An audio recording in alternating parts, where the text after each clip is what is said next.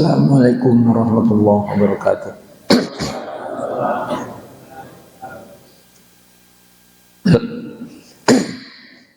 Alhamdulillahirabbil alamin. Hamdan yuwafi ni'amahu wa yukafi'u mazidah. Ya Rabbana lakal hamdu kama yanbaghi li jalali wajhikal karim wa 'azimi sultanik. Allahumma salli wa sallim wa barik ala maulana Muhammad wa ala alihi an-nuril mudhibi lil misyani bi nuri fi kulli lamhatin wa nafasin adada ma wasi'ahu ilmuka. Amin.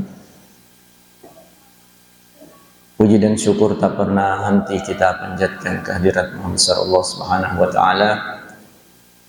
Salawat dan salam tak lupa kita haturkan, kita kirimkan haribaan junjungan Nabi besar Muhammad sallallahu alaihi wasallam beserta keluarga, sahabat dan pengikut beliau hingga akhir zaman insyaallah.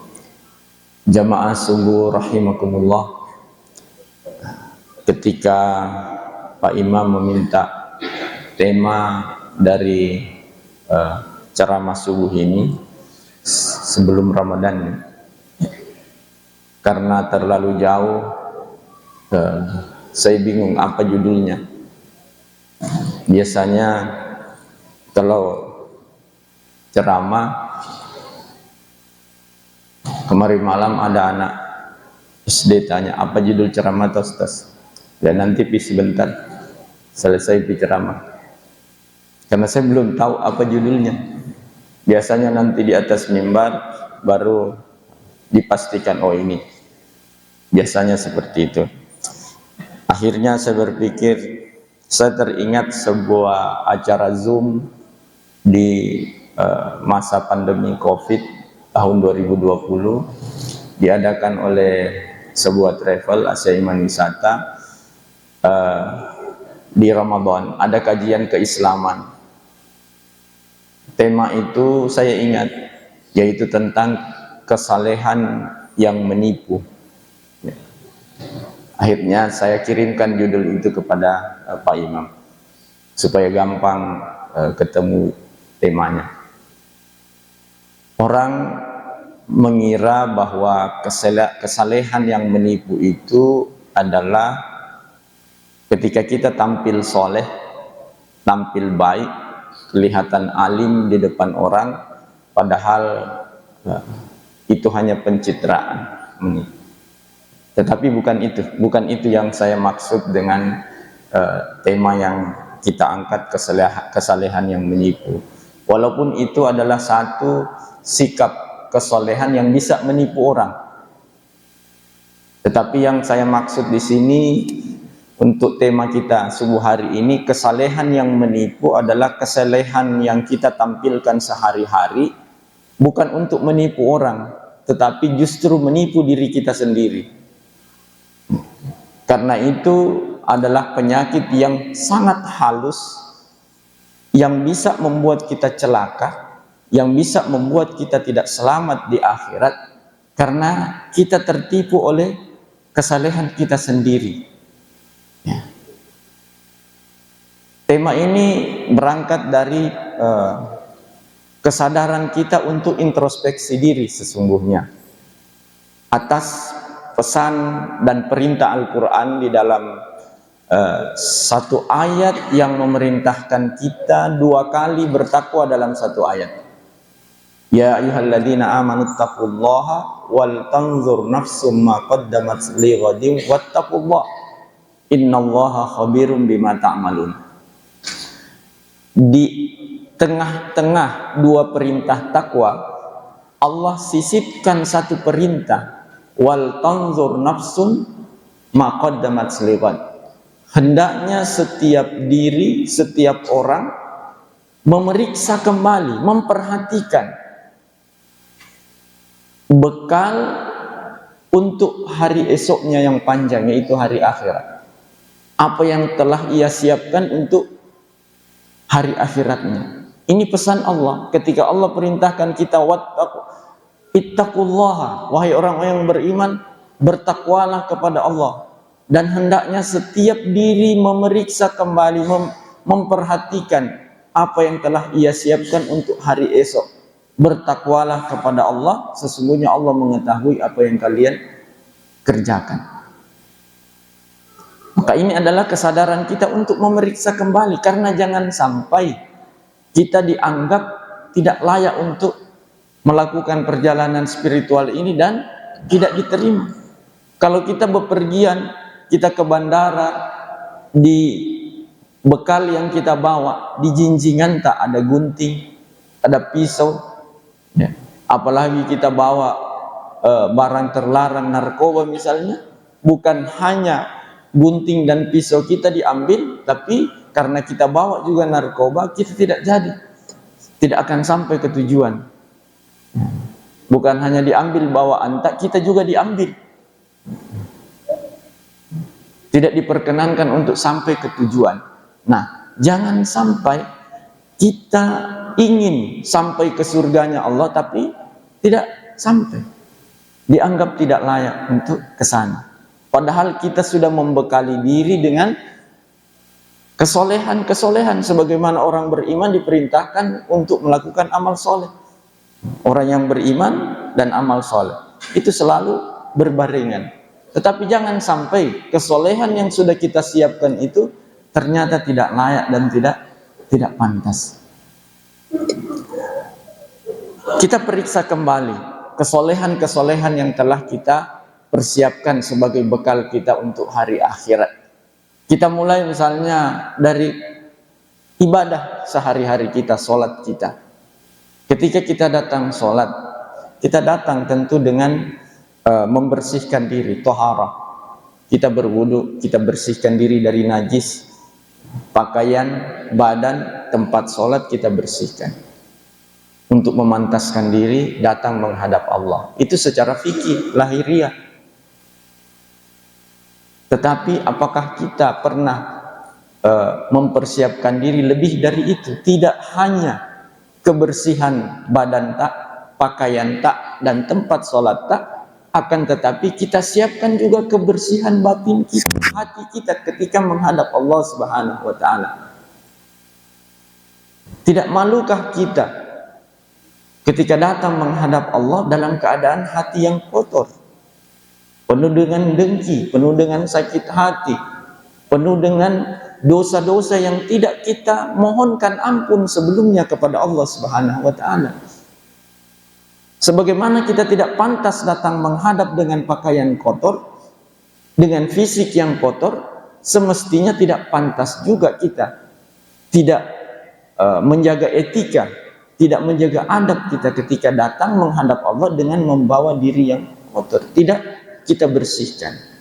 Maka kita upayakan. Kita datang tidak hanya dengan fisik yang bersih, tampilan yang rapi, akan tetapi kita juga datang membawa jiwa yang bersih, hati yang bersih. Bahkan terkadang kita datang dalam sholat kita menghadap Allah dengan tampilan seadanya. Padahal Al-Quran telah memerintahkan kepada kita, Khudhu zinatakum inda kulli masjid. Wahai anak Adam, pakailah perhiasanmu setiap kali ke masjid. Apa itu masjid? Masjid itu kalau dalam bahasa Arab itu adalah derivasi dari kata sajada yasjudu, sujud. Masjid adalah tempat sujud. Artinya apa? Pakailah perhiasanmu ketika ke tempat sujud. Bisa jadi tempat sujud tak di masjid. Bisa jadi juga kita tempat sujud tak ada di kamar tak. Atau mungkin di tempat manapun, karena seluruh bumi ini ju'ilat liyal ardu masjidan wa tahura, kata Rasul. Bumi ini Allah jadikan untukku sebagai masjid, sebagai tempat sujud. Maka kita bisa sujud di seluruh permukaan bumi ini. Maka kapanpun dan dimanapun kita sujud, Allah perintahkan khuzu zinatakum, pakai perhiasan kalian menghadap Allah. Jangan memakai perhiasan pada saat menghadap sesama manusia, tetapi pakai pakaian seadanya, tidak berhias ketika kita datang menghadap Allah dalam sholat. Allah beri kita kemampuan finansial untuk membeli pakaian bagus, tapi pakaian bagus yang kita beli hanya kita pakai menghadap sesama manusia, kita tidak mau pakai ketika menghadap Allah.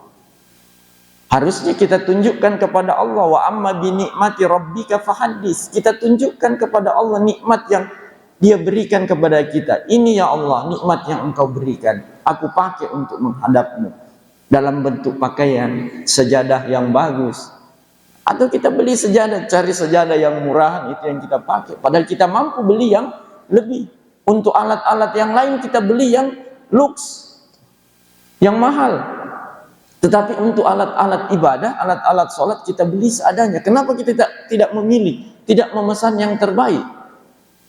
Karena kita pakai menghadap Allah. Apalagi ini pesan Al-Quran, khudhu zinatakum, perintah dalam Al-Quran. Tapi kita berani datang.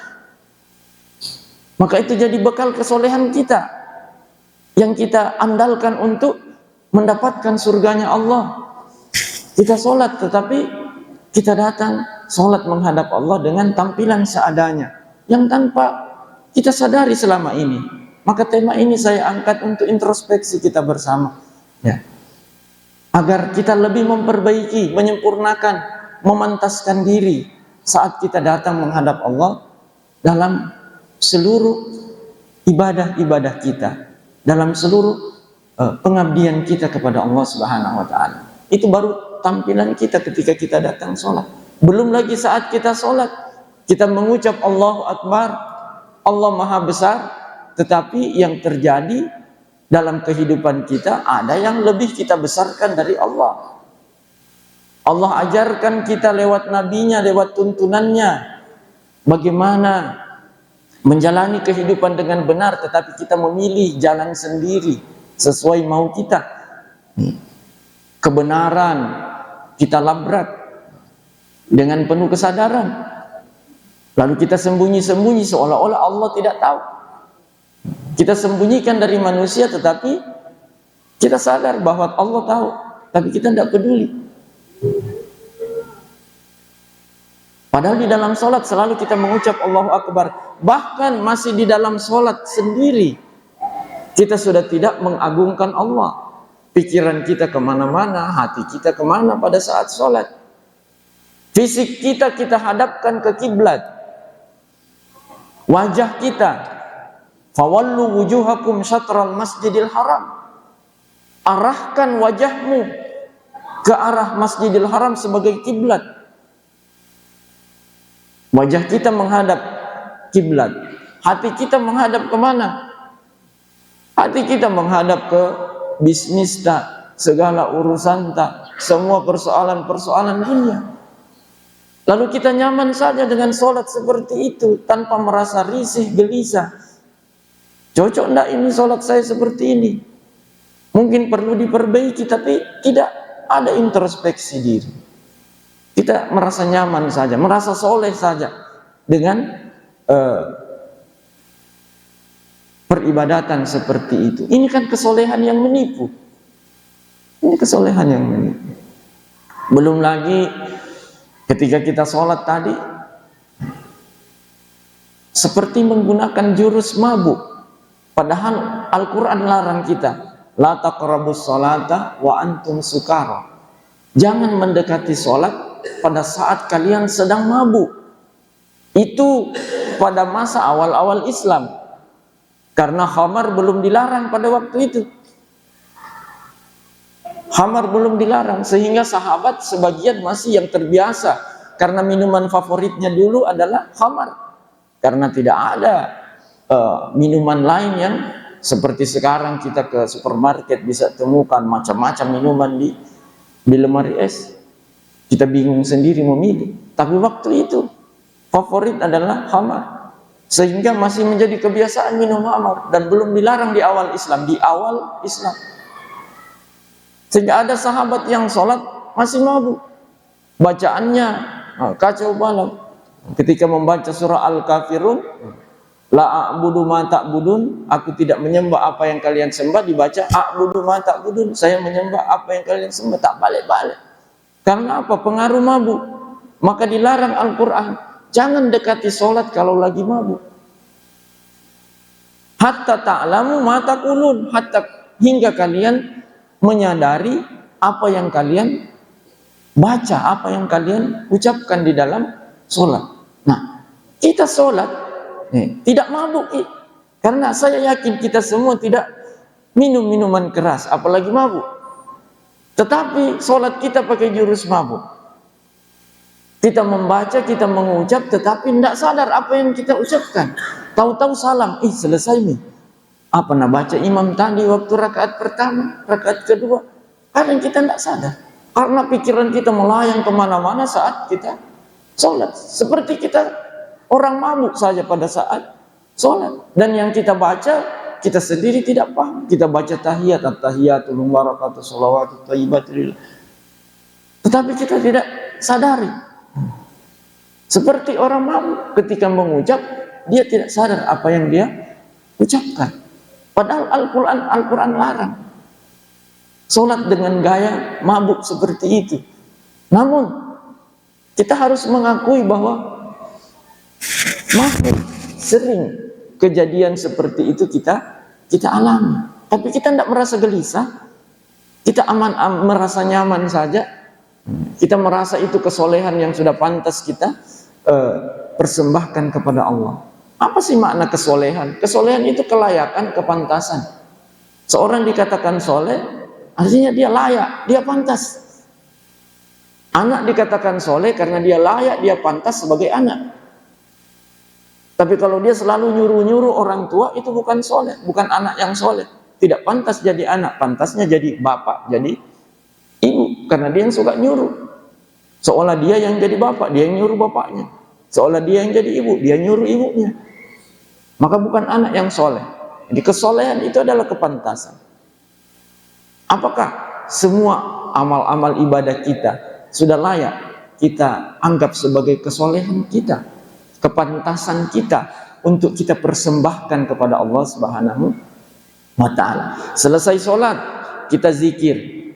Bacaan yang paling sering kita baca, kita zikir subhanallah 33 kali, alhamdulillah 33 kali, Allahu Akbar 33 kali. Coba kita perhatikan tangan tak, jari tak ketika menghitung. Lebih cepat daripada mulut kita yang mengucap. Saya kadang bingung kalau saya perhatikan. Saya sering memperhatikan imamnya. Apa ini? Coba kita baca subhanallah, subhanallah, subhanallah. Tapi kalau subhanallah, kita ini memuji Allah atau main-main sama Allah? Jangan sampai kita hanya mengejek Tuhan dengan cara seperti ini. Bukan memuji, bukan mengagungkan, bukan bersyukur. Bukankah ketika kita membaca alhamdulillah, segala puji bagi Allah, pernahkah ada rasa bahwa kita sedang memuji Allah? Atau kita hanya mengejar angka 33? Kita mengejar angka 33 supaya kita selesai dari zikir. Kita berusaha bukan menikmati zikir, tetapi bagaimana supaya selesai ini zikir, baru saya mengurus urusan lain. Kita ingin cepat-cepat. Padahal saat kita berzikir, fazkuruni azkurkum, sebut aku sebut kalian. Ingat aku ingat kalian, kata Allah. Saat kita menyebut asma Allah, Allah menyebut kita. Tetapi kita ingin cepat-cepat untuk berhenti menyebut nama Allah, artinya konsekuensi logisnya berarti Allah juga akan berhenti menyebut-nyebut kita. Itu yang kita selalu lakukan, ingin cepat-cepat selesai. Saya istilahkan ini, kita balapan liar dalam zikir. Kenapa balapan? Karena mengejar angka 33. Bukan bagaimana supaya zikir kita yang terbagus, ada rasa bahwa kita mengingat Allah, menyebut Allah, tetapi kita sekedar mengejar angka 33. Itu zikir ala balapan liar. Kemudian ibadah kita di Ramadan, puasa kita. Nabi sudah ingatkan kita, kam min shaimin laisa lahu min siyamihi illal ju' wal atas. Betapa banyak, berarti banyak sekali yang shaim, yang puasa tidak mendapatkan apa-apa dari puasanya kecuali hanya lapar dan haus. Ini bocoran informasi dari Nabi. Ternyata banyak sekali yang puasa tapi hanya dapat lapar, dapat haus, tidak dapat apa-apa. Bukan saya yang bilang, Nabi yang sampaikan dalam hadis beliau. Harusnya kita aware, kita hati-hati dengan peringatan Nabi ini. Jangan sampai kita masuk di situ. Dalam hadis lain Rasul mengatakan dalam sabdanya, malam yada qaulaz zuri wal amala bihi falaisa lillahi hajatun fi ayyada at'amahu wa syarabahu. Siapa yang tidak meninggalkan kata-kata dusta, kata-kata yang tidak berguna pada saat puasa, perilaku yang tidak bermanfaat, perilaku palsu, bohong, maka Allah tidak butuh puasanya orang seperti itu. Tidak butuh artinya Allah tidak terima puasanya orang seperti itu, walaupun dia menahan lapar dan haus, kata Rasulullah SAW. Jangan sampai puasa tak seperti itu. Kita pikir bahwa sudah selesai, bergembira pada saat berbuka, ya gembira karena ada makanan, selesai menahan nafsu. Sudah saatnya melampiaskan lagi nafsu, saatnya lagi mengikuti nafsu, sehingga kita hanya menahan nafsu di saat siang, tetapi tidak menahan nafsu di saat malam. Berarti puasa tak gagal. Kita dilatih menahan nafsu di saat siang agar bisa mengendalikan nafsu di saat malam. Ini siang kita pakai untuk menahan nafsu, malam kita pakai untuk kita mengikuti nafsu tak. Akhirnya Ramadan kita gagal karena tidak menahan nafsu di saat malam. Lalu itu kita hari rayakan di Idul Fitri. Kita hari rayakan di Idul Fitri. Saat kita diperintahkan man qoma ramadhana imanan wa ihtisaban ghufira lahu ma taqaddama min dzambi, yang mengisi malam-malam Ramadan dengan qiyam, dengan amal-amal ibadah, berdiri sholat di malam hari. Kita berdiri di tempat-tempat perbelanjaan, soft menjadi kurang. Tadinya padat softnya, sekarang yang banyak softnya itu adalah di jalan. Coba-coba ke jalan malam hari, malam-malam tarwih. Saya sering temukan, karena kalau ceramah di kota misalnya pulang tarwih, kenapa ini padat sekali? Oh, kayaknya banyak yang pulang tarwih dari Al-Markas. Tapi ternyata Al-Markas sudah bubar dari tadi, sudah lama bubar. Terus dari mana ini kendaraan banyak sekali? Kayaknya pulang bubaran dari mall habis belanja, atau ada banyak urusan lain. Padahal keutamaan Ramadan kita ibadah. Tetapi di Ramadan salah satu ciri Ramadan adalah di jalan raya itu sering macet di Ramadan. Siang, sore, termasuk malam. Harusnya yang macet itu adalah soft di masjid. Tetapi kita merasa aman saja dengan semua itu, seolah kita sudah cukup dengan kesolehan seadanya untuk kita pakai sebagai bekal untuk menghadap Allah Subhanahu wa Ta'ala. Lalu kita di hari raya, di Idul Fitri, bergembira merayakan Idul Fitri, kembali kepada kesucian, minal aidin wal faizin. Semoga termasuk orang yang kembali kepada fitrah, kepada kesucian, bersih dari dosa. Bagaimana bersih dari dosa? Puasa kita apa adanya. Mana ghufirallahu min dzambi? Mana pengampunan yang kita peroleh dari puasa? Mana pengampunan yang kita peroleh dari qiyam Ramadan kalau malam-malam Ramadan berlalu begitu saja dengan ibadah seadanya? Nabi mengencangkan ikat pinggangnya, mengencangkan sarungnya, apalagi masuk 10 terakhir Ramadan. Artinya Nabi semakin intens ibadah, kita semakin intens mempersiapkan Lebaran. Kita berlebaran, kita berhari raya, apa yang kita hari rayakan sesungguhnya? Tampilan yang baru, baju baru, pakaian baru, cat rumah yang baru, hordeng yang baru. Yang kita hari rayakan itu adalah rohani kita yang baru, seperti terlahir kembali tanpa dosa setelah kita isi Ramadan dengan ibadah. Ini kita masih Ramadan, Nabi semakin intens ibadah, kita justru mengurangi ibadah, lalu intens mempersiapkan tampilan-tampilan fisik. Kita tidak mempersiapkan tampilan rohani kita untuk dihari rayakan, untuk kita pantaskan diri mengucap minal aidin. Semoga termasuk orang-orang yang kembali kepada kesucian karena intens ibadahnya di Ramadan. Ini ibadahnya yang paling kurang di Ramadan, dia yang paling semangat minal aidin kemana-mana. Dia yang paling semangat mempersiapkan diri berhari raya. Padahal persiapan rohaninya belum. Sudah sibuk dengan persiapan fisik, tampilan luar. Kita sibuk carikan casing terbagus untuk HP tak, padahal HP tak itu hang, error. Bermasalah softwarenya, lalu kita sibuk pergi di Bintang cari casing yang terbagus, tidak bahwa di servis perbaiki. Nah, tema ini kita angkat untuk menservis semua itu software tak yang lagi bermasalah, agar kita perbaiki, agar kita pantaskan. Terakhir, tentang zakat kita, tentang charity kita, kedermawanan yang kita praktekkan dalam, terutama di Ramadan ini.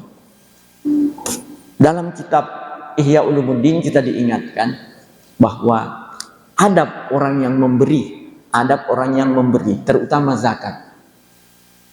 Jangan sampai kita merasa bahwa kita berjasa kepada fakir miskin ketika memberi. Karena apa yang diterima oleh fakir miskin berupa zakat dari kita, itu hak mereka. Wa fi amwalihim haqqun ma'lum lis-sa'ili wal mahrum. Pada harta mereka itu ada hak yang sudah jelas, baik haknya orang yang meminta maupun yang tidak meminta. Fakir miskin punya hak. Itu adalah hak mereka yang Allah transfer lewat rekening tak. Allah perintahkan untuk dibayarkan. Kalau kita tidak bayarkan itu, kita berdosa. Berarti ketika kita membayarkan zakat, kita memberikan hak mereka yang Allah kirimkan lewat rekening harta. Itu hak mereka. Maka jangan merasa berjasa saat kita memberi zakat kepada orang fakir miskin. Tapi berterima kasihlah karena mereka ada untuk menunaikan kewajiban tak. Zakat kan rukun Islam. Rukun Islam tak bisa tertunai karena ada fakir dan miskin. Kenapa malah kita merasa berjasa kepada fakir miskin, padahal mereka lah yang menolong kita sehingga kita bisa menunaikan kewajiban zakat kita sebagai rukun Islam. Itu sebabnya kita dianjurkan menyalurkan zakat lewat amil. Disebut dalam Al-Quran wal amilina alaiha, ada amil. Kenapa? Kalau kita serahkan langsung kepada si fakir dan miskin, nanti dia merasa berhutang budi kepada kita, padahal dia terima haknya kesian. Sehingga setiap ketemu sama kita, dia tunduk. Apapun yang kita suruh, iya, uang. Padahal yang kita kasih itu adalah haknya. Tapi kalau lewat amil, dia tidak akan merasa punya hutang budi kepada kita, supaya dia bisa berdiri tegak di hadapan tak, tidak tertunduk ke siang ketika ketemu dengan kita yang dianggap sebagai orang yang memberi. Ya. Ini barangkali sebagai pengantar dari saya. Kita merasa soleh dengan semua itu, padahal ternyata belum pantas. Sebelum saya tutup, saya ingin sampaikan sebuah kisah nyata dari Atha As-Salimi. Syekh Habib Al-Jufri menceritakan ini. Atau As-Salimi seorang ulama yang berprofesi sebagai tukang tenun pakaian. Dia menenun pakaian, kain, lalu dijual kepada pedagang di pasar. Suatu hari dia bawa hasil tenunannya kepada pedagang di pasar untuk dijual. Setelah diperiksa oleh pedagang, pedagang itu mengatakan, ini kain tak, tidak bisa saya beli dengan harga normal, karena ada kurangnya, ada cacatnya, tidak sempurna ini tenunan tak. Maka Atok menangis, sejadi-jadinya dia menangis. Akhirnya pedagang ini merasa iba, mengatakan, sudahlah, nanti saya beli dengan harga normal. Karena kasihan lihat Atok menangis. Atok mengatakan, saya menangis bukan karena ini kainku mau dibeli murah. Bukan. Saya menangis karena saya ingat ketaatanku selama 30 tahun ini. Bagaimana nanti kalau di akhirat saat diperiksa oleh yang maha mengetahui semua yang rahasia, semua yang detil-detil diketahui oleh yang maha mengetahui. Lalu Allah periksa, ternyata amalanku, kesolehanku, ketaatanku yang 30 tahun ini banyak cacatnya, tidak sempurna dan tidak layak. Lalu ditolak oleh Allah. Bagaimana nasib saya nanti di akhirat kalau seperti itu?